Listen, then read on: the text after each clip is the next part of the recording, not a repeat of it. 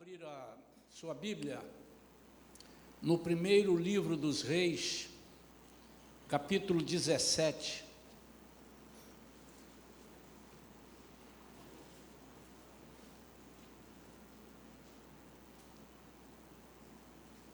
Primeiro livro dos Reis, capítulo 17.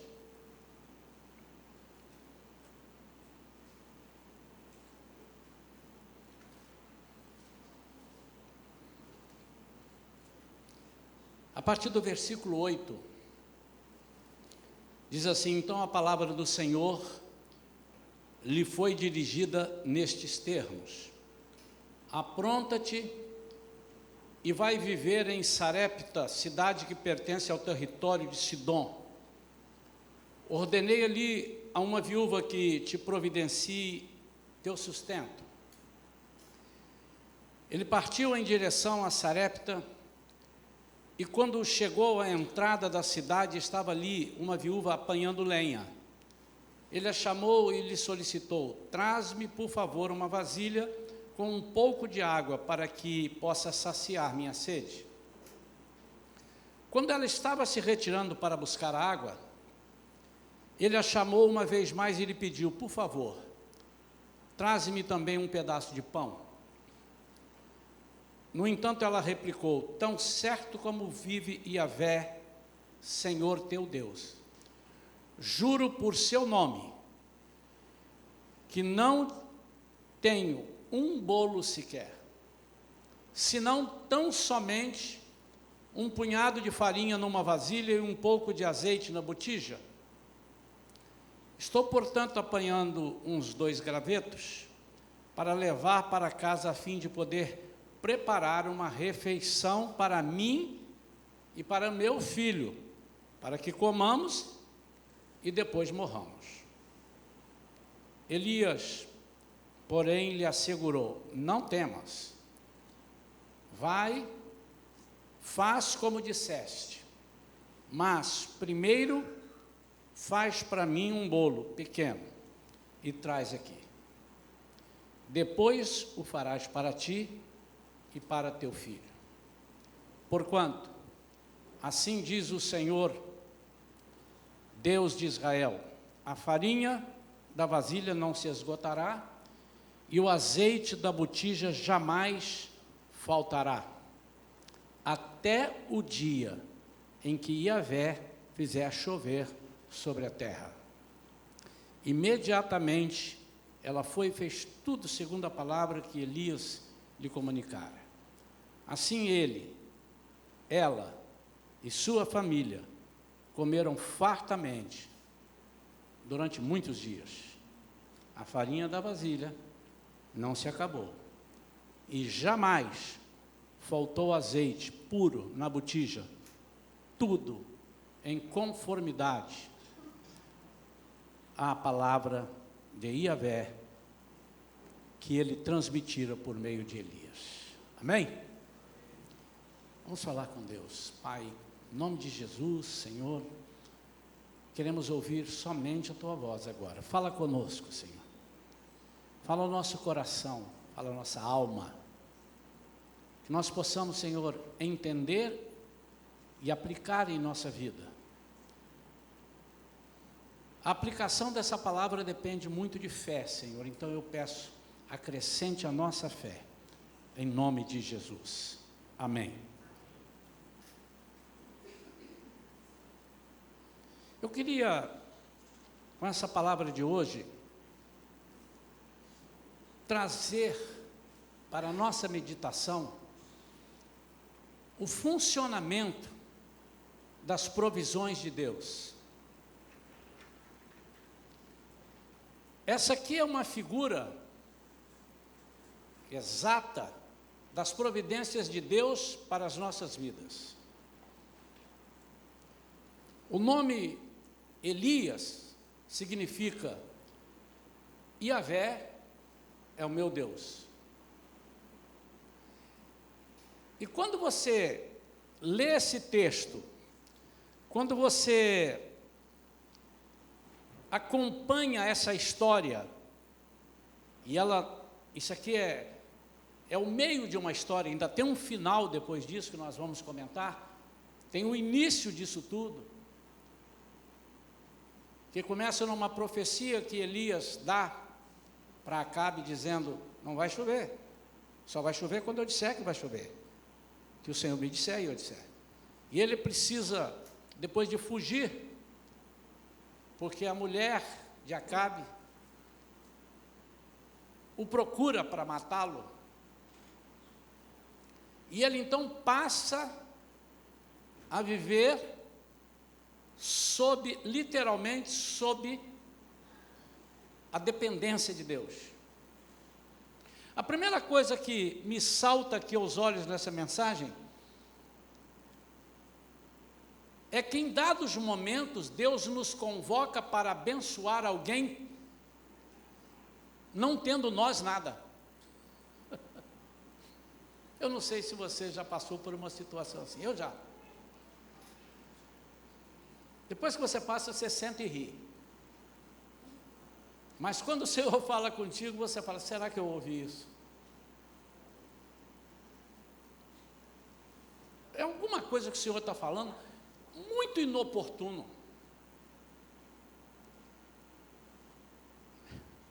E eu me lembro aqui, enquanto eu estava ali lendo, meditando sobre as experiências com Deus, é muito bom, irmãos, que nós de vez em quando ruminemos, espiritualmente falando, as experiências com Deus. Sabe por quê? Elas servem, no mínimo, para você saber quem é o seu Deus. E segundo, para você ter mais confiança de pedir a Deus aquilo que você não acredita que possa existir. Mas, poxa, se Ele já fez comigo, por que Ele vai me desamparar agora? Eu me lembro de uma fase da nossa vida, tratamento puro. Nós estávamos num aperto financeiro muito grande. Tínhamos abdicado de algumas coisas, a minha esposa abdicou do emprego dela para estar 100% no ministério juntamente comigo. Eu havia saído da empresa que eu trabalhava para viver exclusivamente, porque durante um ano e pouco, 2 anos, eu vivi da música e trabalhava fora. Aí não dava, porque eu saía de lá 7 horas da noite e tinha que estar 7 horas muitas vezes na igreja. E às vezes eu tinha que pedir ao patrão: me deixa sair meia hora. Então eu já tomava aquele banho de gato, tomava um banho em casa e trabalhava o dia inteiro, depois eu só lavava o sovaco, né, assim faz? Lavava o rosto, passava um perfuminho e vazava. E às vezes chegava atrasado, pegava um trânsito ruim. Aí eu falei: não posso ser assim. E todas as vezes que eu abria a mão do trabalho secular para me dedicar só ao ministério, sobrava. E quando eu voltava, eu dizia assim: não, de repente esse mês foi muito apertado. Aí o ex-patrão me chamava, e eu voltava para lá, faltava. E eu fui sendo testado por Deus. Hoje eu sei porque que Ele fez isso, mas isso é um outro testemunho futuramente. E aí, nesse período,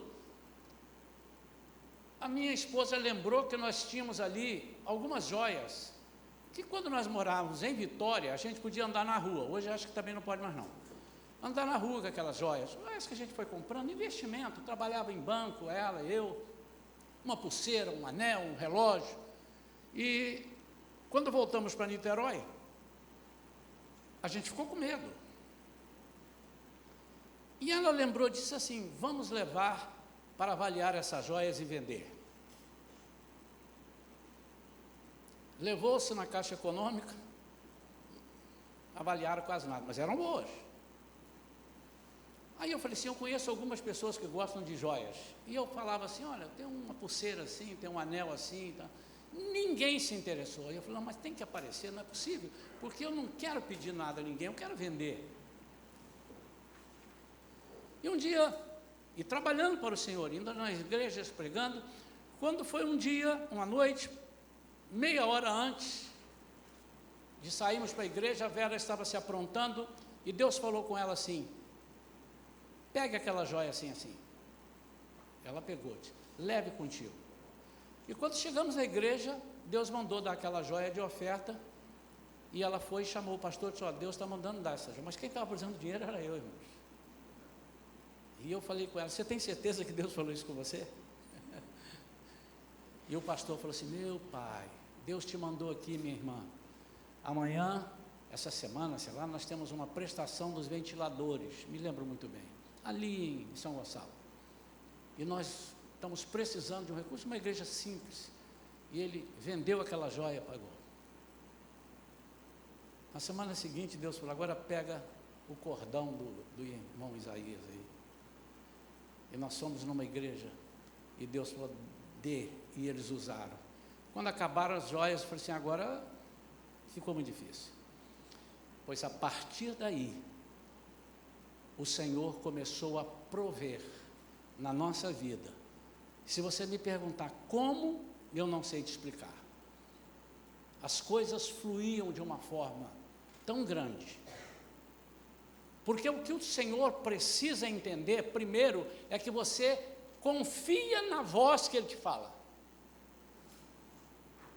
E a segunda coisa que você precisa aprender, Ele precisa ver isso em você precisa realmente confiar e se desprender, sabendo que mais o Senhor tem para te dar, do que qualquer outra pessoa para lhe tirar.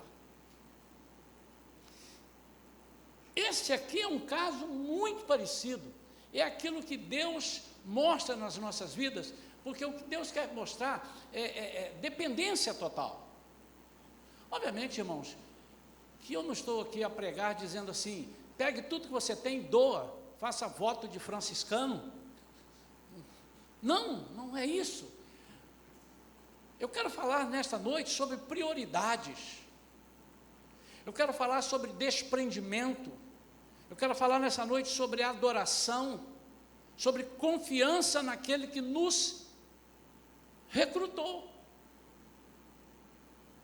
Mas eu não estou falando de dinheiro, eu estou falando de provisão de vida.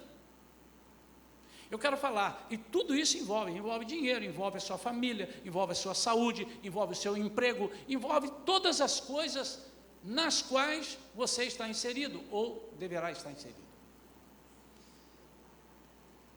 Elias recebe uma ordem, antes dessa, para ir para o ribeiro de Querite, porque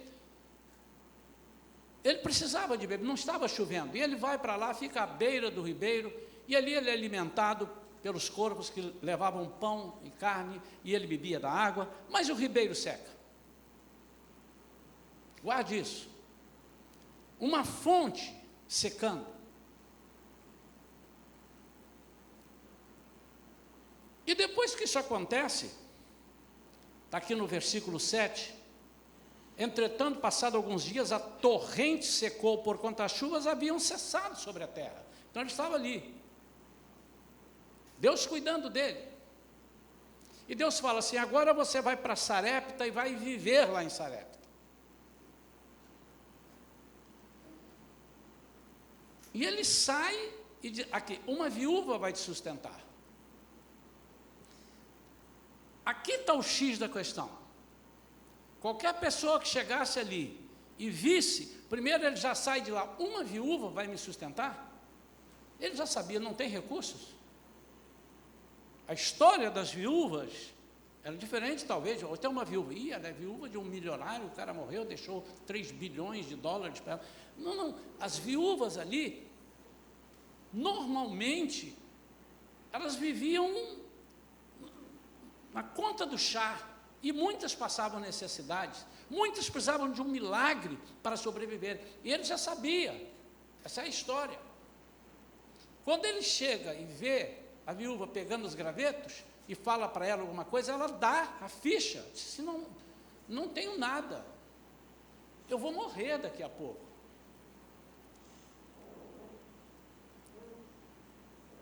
Essa viúva estava sem provisão, ou quase nenhuma provisão, só tinha um pouquinho para ela e para o seu filho. Faltava para ela, e essa era a preocupação, pão para alimentar as pessoas. Mas quando Elias recebe essa ordem para ir para lá, ele está indo para uma terra que, se você for buscar, era uma terra que ficava no centro, onde chegara a adoração a Baal. As pessoas ali adoravam a Baal, eram idólatras, não criam no Deus de Elias. Note que quando Elias, quando ela está dizendo, no versículo 12, diz assim: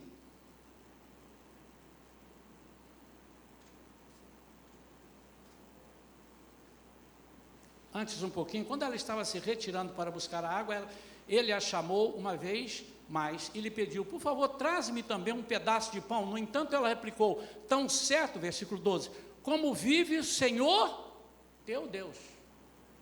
Ela não disse o Senhor meu Deus, ela disse como vive o Senhor teu Deus. Ela sabia. O nome de Elias já estava rodando por ali. Com certeza os noticiários, as televisões, os jornais já tinham noticiado que um profeta bravo tinha profetizado que não choveria. E eles sabiam que a guerra era entre o Deus dele, Elias, contra o Deus de Acabe. Contra o Deus Jeová, o Senhor, aliás, entre o Deus, essa guerra entre esse Deus e o Deus Baal. Era uma terra bem idólatra. Irmãos, que coisa interessante quando Deus nos desafia a atuarmos em lugar onde aparentemente nós somos totalmente, ou somos minoria, ou estamos numa situação totalmente adversa. E é ali que Deus gosta de usar a gente. Fez com Daniel, fez com Sadraque, Mesaque e Abednego, um lugar completamente adverso, inapropriado para fluir o Espírito Santo de Deus. Por que Deus faz essas coisas? Porque a única intenção em nos usar é para que o nome dele seja glorificado, para que as pessoas creiam que há uma opção melhor. Então ele obedece, ele já sabia: estou entrando numa furada. Eu vou para uma terra onde as pessoas adoram Baal, eles são idólatras.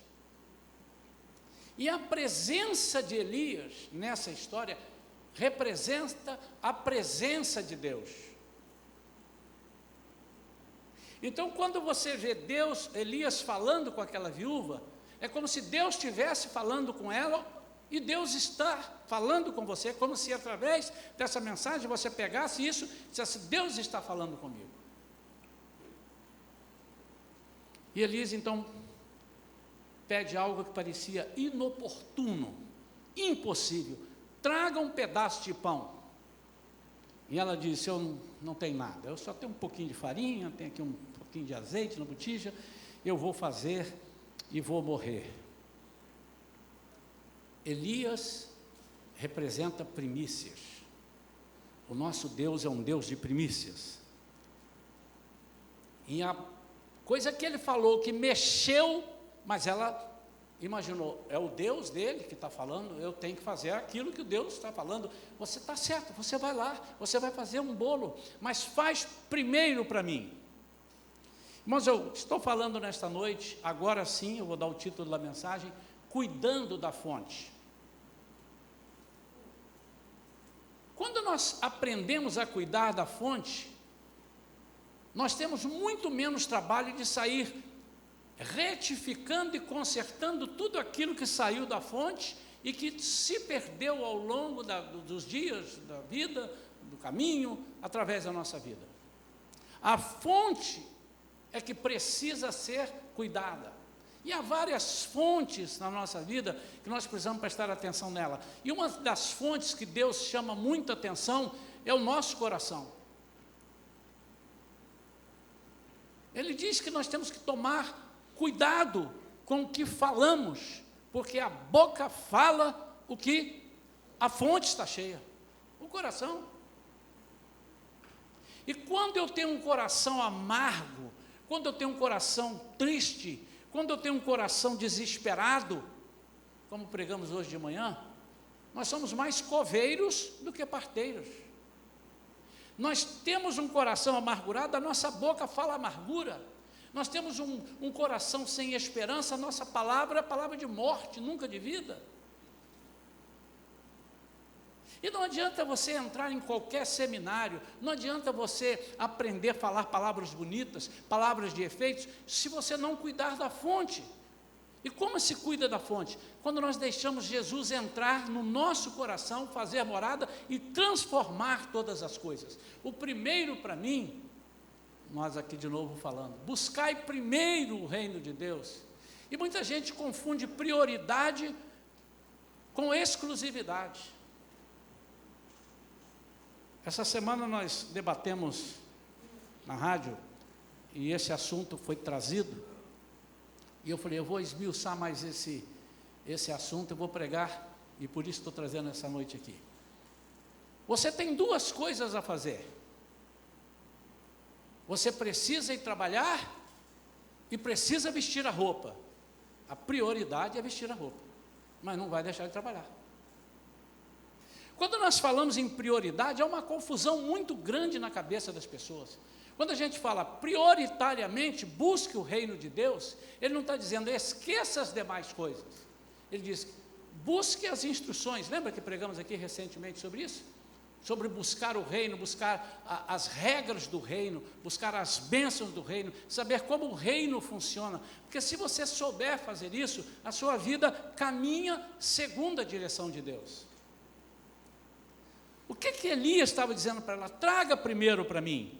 Faz primeiro para o homem de Deus. Todas as coisas que nós fazemos, em todas as áreas da nossa vida, nós precisamos primeiro fazer como se estivéssemos fazendo para Deus. Há um versículo que diz assim, quando você for fazer alguma coisa que vier à tua mão, faça como se fosse para Deus. Por quê? Porque é uma regra muito simples. No momento que você funciona com a fonte, no momento que você alimenta a fonte, todas as coisas que saem daquela fonte serão abençoadas. E nós temos inúmeros exemplos. Quando Jesus faz aquela pregação à beira daquela praia, que ele alimenta muitas pessoas com 5 pães e 2 peixes, ele diz, traz à fonte. Ele não deu essa palavra, mas é o mesmo contexto. Mas primeiro de tudo ele diz assim, vocês podem alimentar essas pessoas. Olha isso, irmãos, vocês podem. E eles disseram assim, nós não temos nada para alimentar. O que vocês têm? Nós temos 5 pães e 2 peixes. Então traga para a fonte. Me dê os 5 pães e 2 peixes. O que ele faz? A fonte abençoa os 5 pães e os 2 peixes, abençoa, e depois devolve para eles usarem. E todas as pessoas foram alimentadas. E o que aconteceu? Não faltou em momento nenhum. Estou no Novo Testamento, irmãos. Isso é uma figura de como Deus age na nossa vida, em todas as áreas da nossa vida. Quando na ceia, na primeira ceia que ele passa para os discípulos, ele pega o pão, abençoa, parte e dá para os discípulos. É a fonte. Quando ele pega o cálice, ele diz, esse é o cálice da minha aliança. E quem é que vai usufruir disso? Vocês, porque eu já sou Deus. Eu não preciso de beber nenhum desses cálices para eu. Aliás, eu estou indo e não vou beber mais. E vou estar lá depois, vamos beber na minha volta. E quando Elias fala para ela, traz primeiro para mim, ele está passando aqui algumas orientações. Primeira coisa que ele está dizendo, mude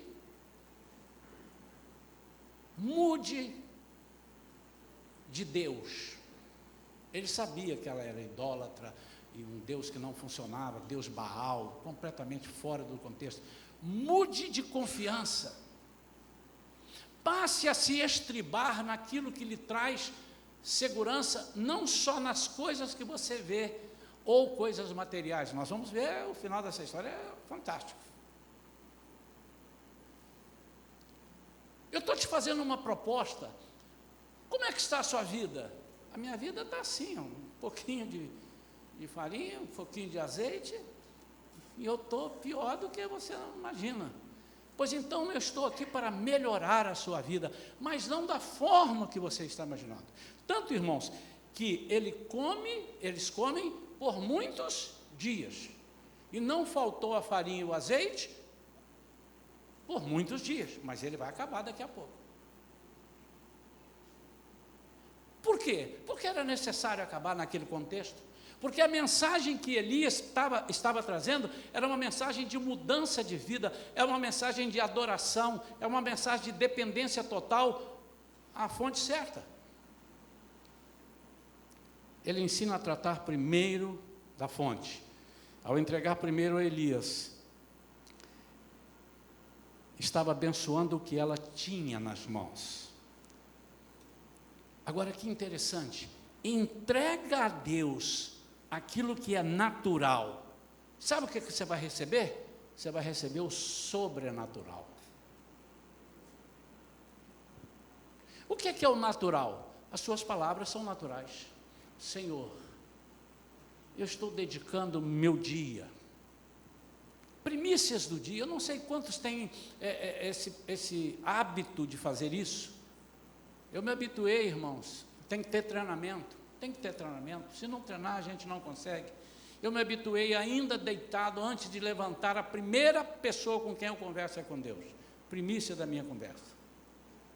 E eu falo, Senhor, não precisa ser uma oração longa, dou bom dia para Ele. Senhor, bom dia. Bom dia, Senhor. Senhor, o Senhor sabe como será o meu dia, eu não sei, mas eu estou te pedindo, me abençoa, me livra, me dá força. Se eu converso com Ele, agora eu me levanto da cama. Quando nós chegamos para trabalhar, nós devemos dedicar nosso trabalho. Eu estou falando de dedicação de tempo, estou falando de dedicação de vida, dedicação de família. Quando nós temos um problema na nossa família, e esse problema é de ordem de saúde, por exemplo, nós corremos para levar nossa família, ou alguém da família, para um hospital, ou para a farmácia, para alguma coisa, mas o que o Senhor está nos ensinando é o seguinte: faça isso, mas faça primeiro para mim. Note que ele não disse assim, não precisa. Irmãos, eu sou inculcado com alguns milagres de Jesus, alguns milagres de Deus. Ele não diz assim, não precisa fazer nada, fecha o olho e dá 3 pulinhos, pronto, pode olhar na panela, tem 30 quilos de farinha e 300 litros de azeite.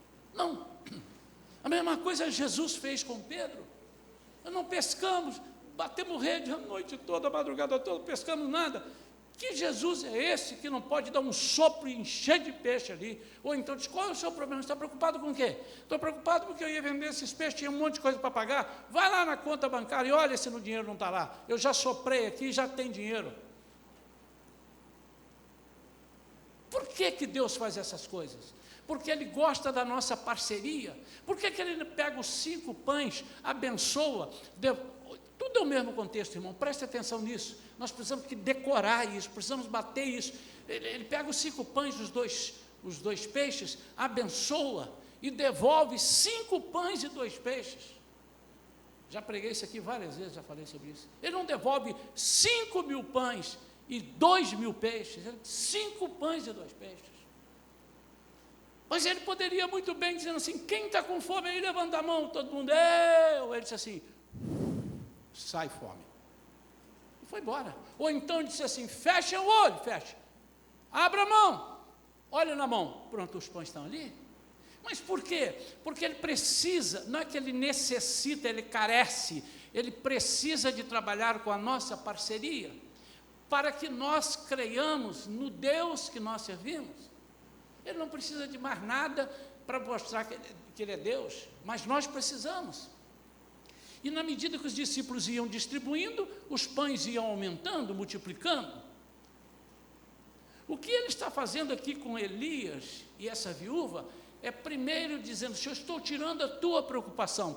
Agora deixa eu te dizer, há coisas que você não sabe, viúva.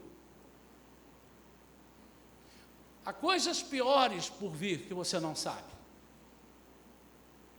Ele só não disse, mas ele certamente pensou, e ali ele ficou. Então nós vamos continuar para passar para o final da mensagem.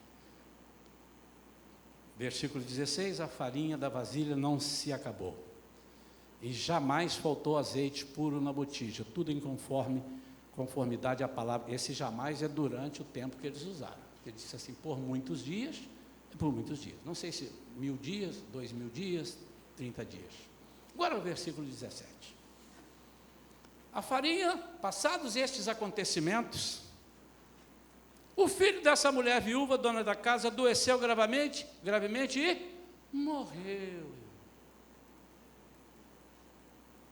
A impressão que dá é que ela estava profetizando, né?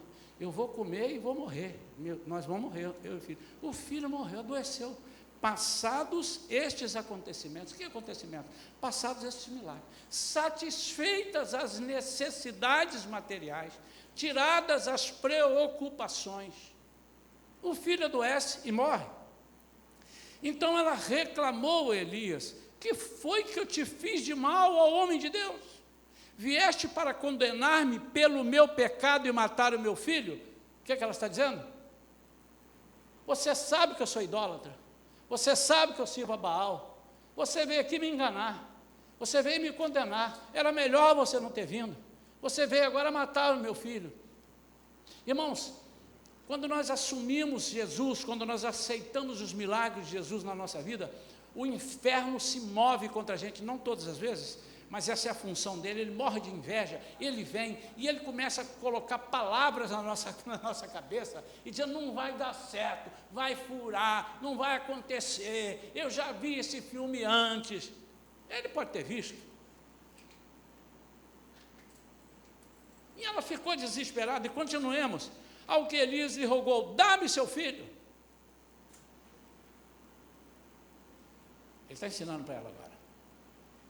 Se você não me desse o seu pão, você não ia ter condição agora de me dar o seu filho. Me dá o seu filho. Ela que tinha sido obediente, sim, faz o bolo, mas traz primeiro para mim. Ele está ensinando, eu sou a fonte dos recursos que você precisa.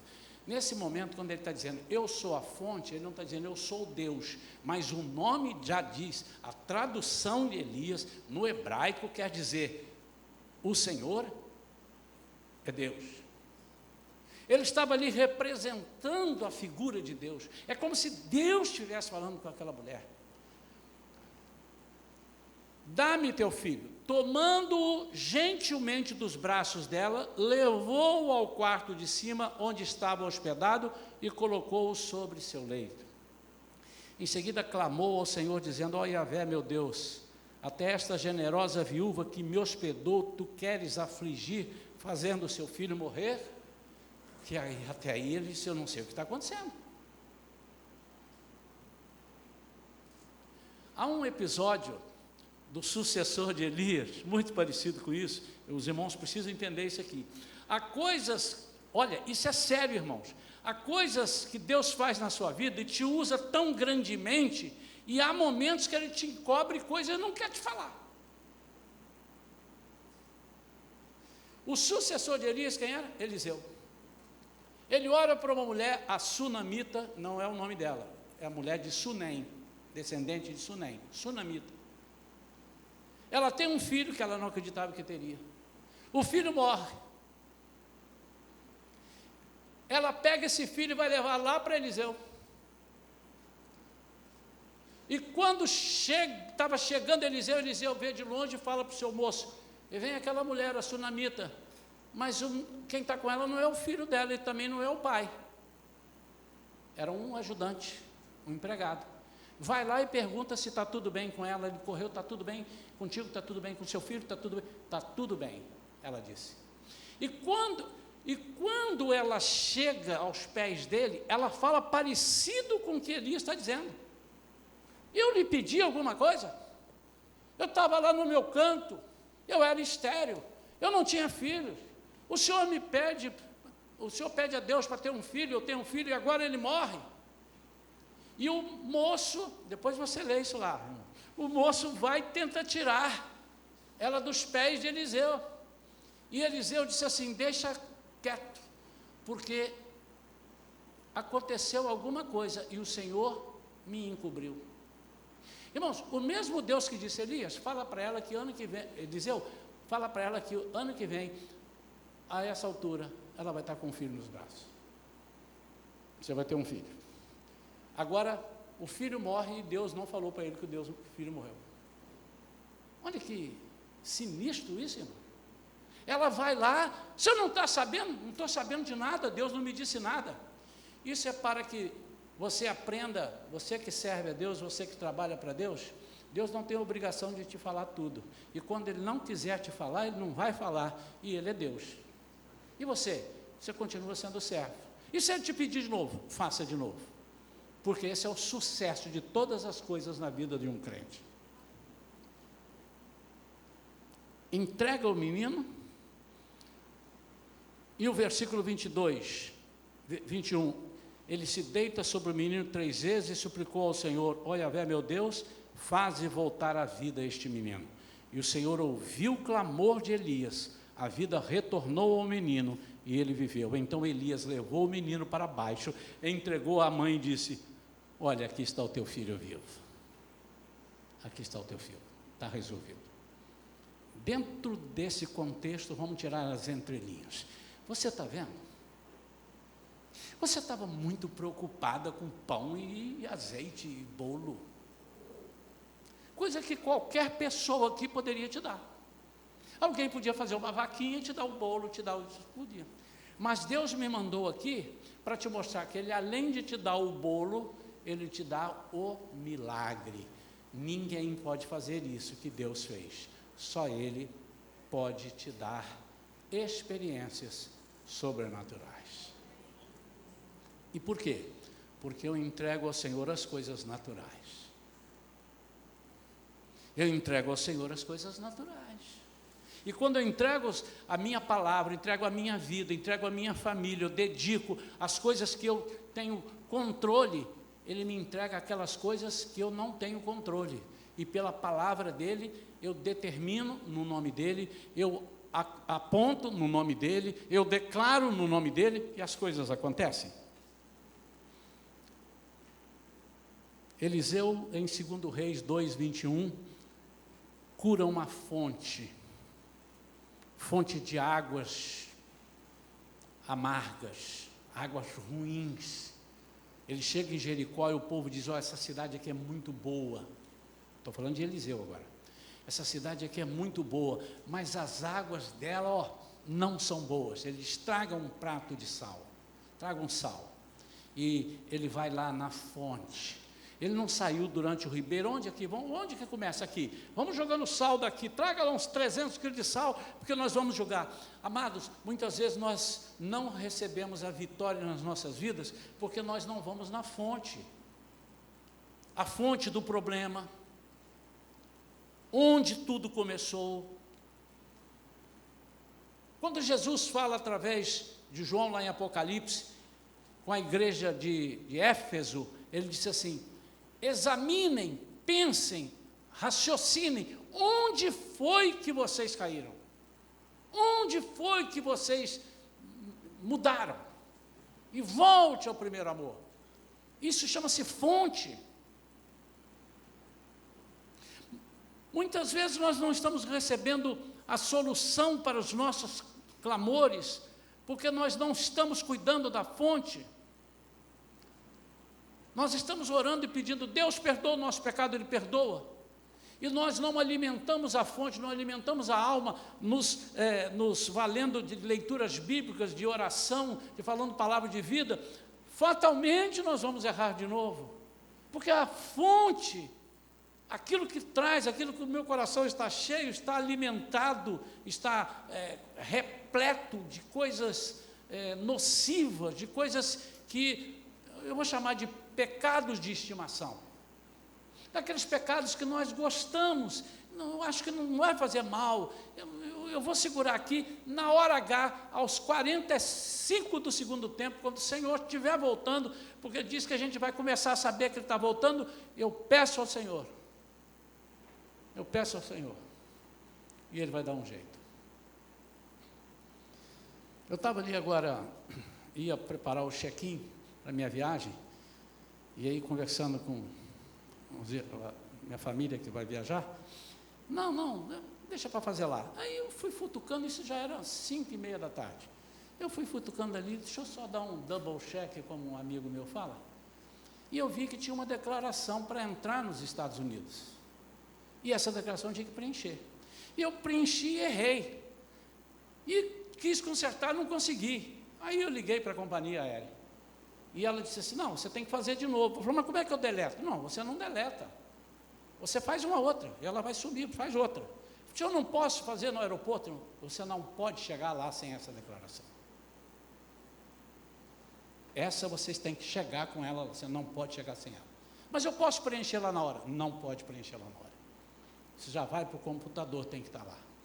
Irmãos, muitas vezes nós estamos confiando, e dizendo, não, na hora que eu chegar lá, eu dou, ô Senhor, o Senhor não me conhece não? Eu sou o Zazá. Aquele do amém ou não amém?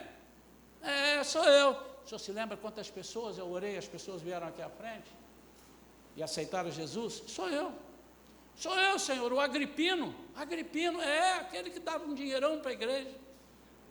Eu sou a Sebastiana, que é a Sebastiana, aquela que fazia o café para a igreja, não faltava nada, dava bolo, eu sou esse.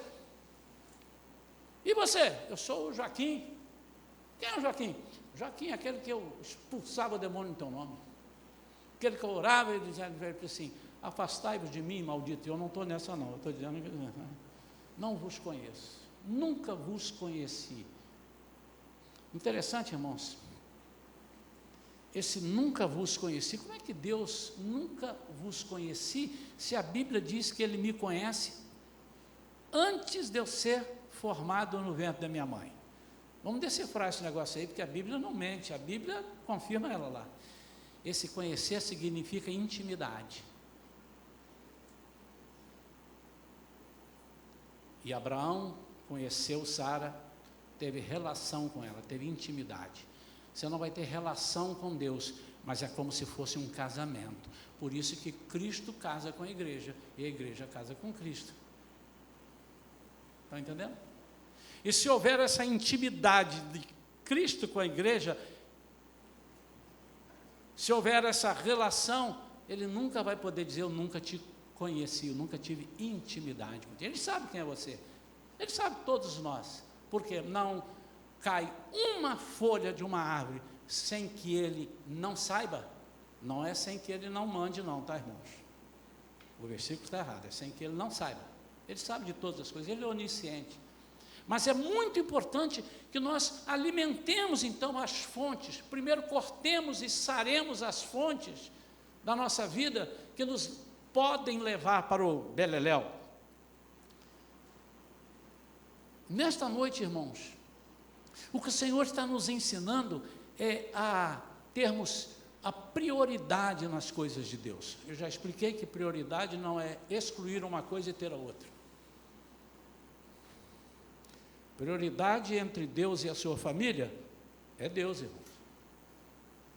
Já vi muita gente falando assim, não, a família primeiro, depois Deus. Você está lascado. Você já imaginou se não for Deus da sua família, meu amado? Você está perdido.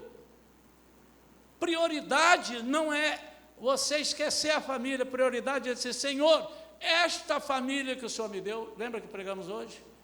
Sobre as parteiras.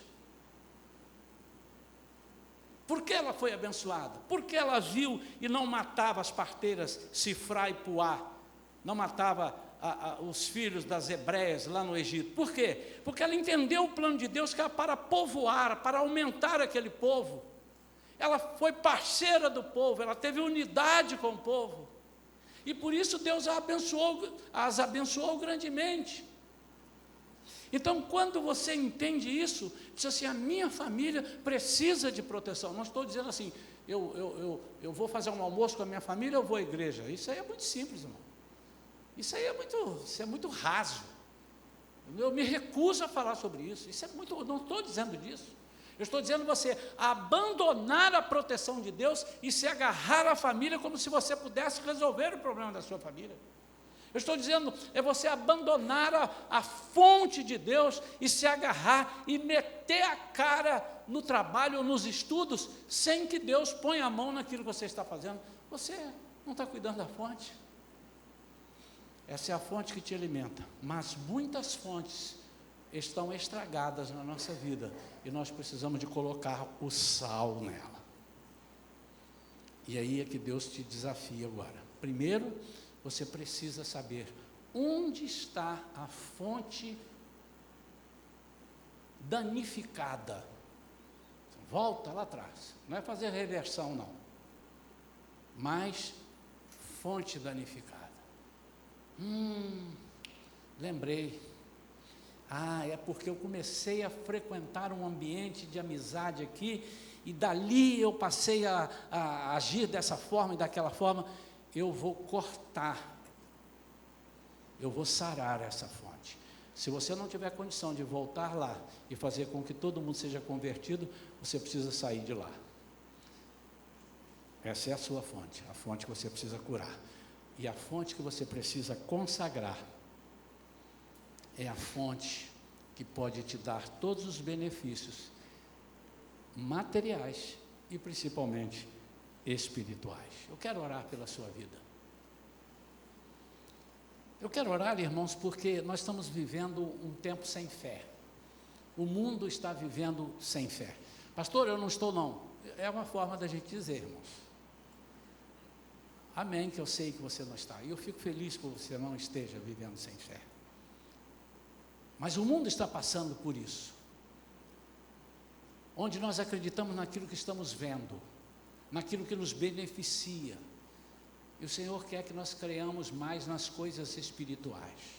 Deus quer mandar um Elias na sua vida, para cuidar dos seus suprimentos materiais, mas principalmente espirituais. Deus quer entrar no mundo que você vive, independente, e Deus não quer te acusar. Note que ela se acusa, diz assim: o Senhor me mandou aqui, Deus quis me castigar por quem eu sou? Não, Deus já tinha alimentado, Deus já tinha feito um milagre. Ela viu a farinha, ela viu o azeite. Esse é Deus que eu creio. E Deus pode, embora você não tenha o direito, não mereça, já também expliquei a diferença de merecer e ter direito. Merecer, nenhum de nós merece. Por mérito, não, é por graça. Agora, você tem direito por causa da graça. Você tem direito por causa da graça.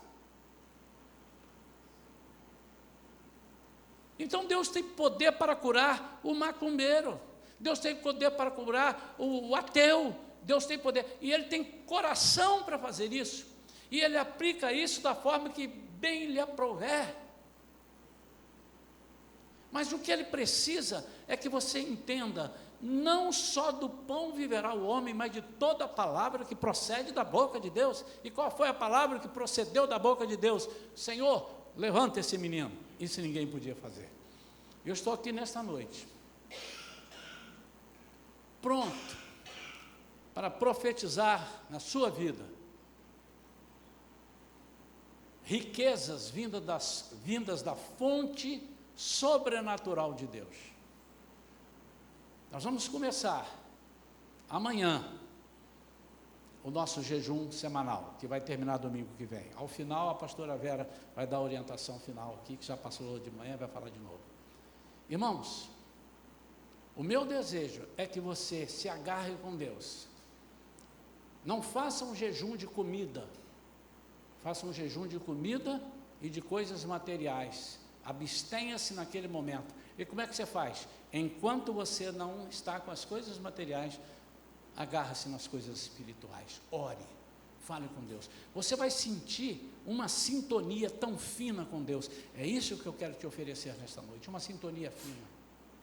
Onde você vai falar e a impressão que Deus está aqui ao seu lado, você está falando no ouvido dele. E quando ele responder, a impressão é que ele usou uma palavra tão clara que não há dúvida nenhuma na sua vida. Eu quero orar, porque há certamente pessoas, ainda que haja uma, a pregação existiu por isso, uma pessoa sequer, que possa estar vivendo momentos de crise ou momentos de dúvidas. Eu não sei, será? Deus faz, Deus pode, por que Deus não fez? Por que eu estou assim? Por que eu estou passando por essa situação? Talvez porque você não esteja priorizando a fonte. Traga primeiro para mim. Consagre a mim. E todo o resto eu vou cuidar. Note que Jesus pede os pães e devolve.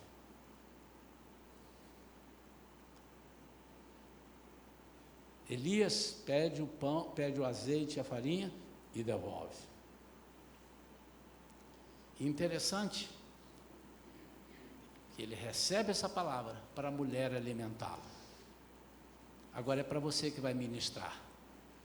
E Deus o leva a um lugar onde não havia essa comida que Deus falou que tinha. E Deus diz: profetiza, porque comerá ela, o filho e você. Eu quero profetizar na sua vida hoje esse tipo de graça e esse tipo de milagre.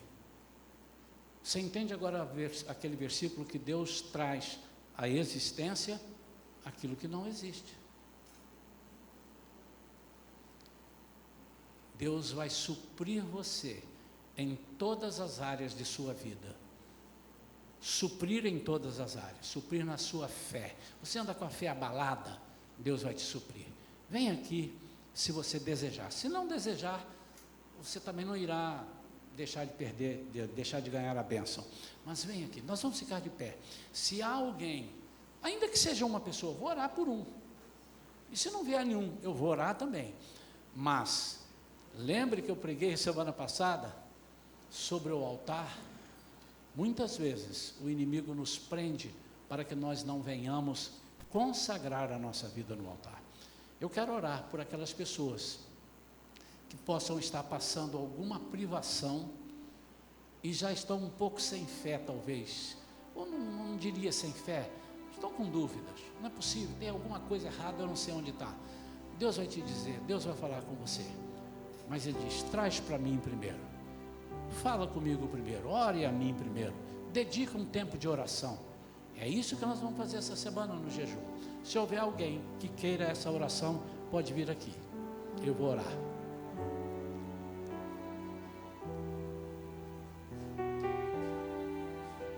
Amém.